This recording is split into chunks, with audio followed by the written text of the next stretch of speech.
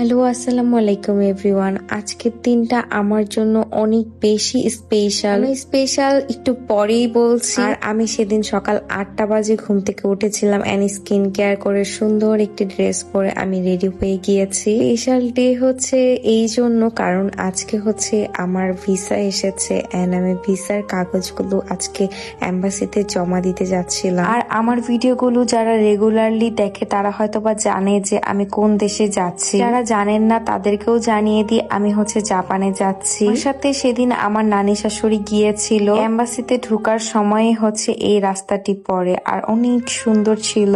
এই first time হচ্ছে আমি এই এম্বাসিতে এসেছি। সেদিন কাগজগুলো জমা দিয়ে আমি চলে আসি বাসায় এন্ড বাসায় এসে আমার সাথে দেখা করতে আসছে আমার কিউট ফ্যান্সরা। শ্বশুর বাসার সামনেই তাদের বাসা ছিল, এই জন্য আমার সাথে তারা আমার বাসায় দেখা করতে আসে। সবাই আমার এইজেরই ছিল।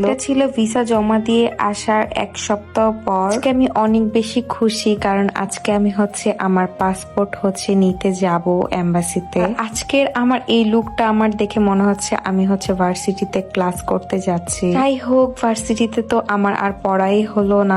আমি আর আমার নানি শাশুড়ি দুজনে একসাথে বাসা থেকে বের হয়ে যাই। এই যে দেখেন আমার কিউট নানি শাশুড়ি থেকে বের হয়ে হচ্ছে আমি সিএনজি নিয়ে নিই। এখন সিএনজি তে করে আমি আর আমার নানি শাশুড়ি যাচ্ছিলাম। বিশ্বাস করেন এই দিনটার জন্য আমি প্রায় 1.5 বছর ধরে অপেক্ষা করেছি। অবশেষে আমার অপেক্ষার পালা শেষ হতে যাচ্ছে। সবাই আমার জন্য অনেক বেশি দোয়া করবেন। একদিক দিয়ে আমার অনেক বেশি খুশি লাগছে আর একদিক দিয়ে আমার অনেক বেশি কষ্ট লাগছে।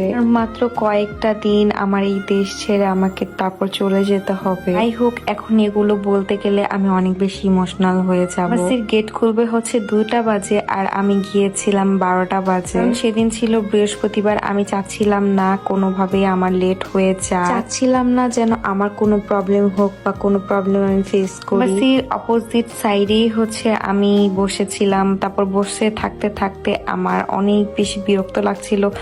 তারপর একটু হাঁটাহাঁটি করছিলাম। সেদিন এত পরিমাণে গরম ছিল বাইরে ভাই। আমি ভিতরের কাহিনীটা শেয়ার করি, যেহেতু ভিতরে ফোন এলাও না, আমি বাহিরে ফোন রেখে গিয়েছিলাম আমার নানি শাশুড়ির কাছে। সবাইকে সেদিন হচ্ছে পাসপোর্ট দিয়ে দেয়, বাট আমাকেই দিচ্ছিল না। আমার এত পরিমাণে ভয় লেগেছে। আর ভিতরে কেউই ছিল না, শুধুমাত্র আমি একা বসেছিলাম আর আমার নামও অ্যানাউন্স করছিল না। পরিমাণে ভয় পেয়ে গিয়েছিলাম এন্ড লাস্টলি আমার যখন নাম ডাকে এন্ড আমাকে ভিসাও দিয়ে দেয়।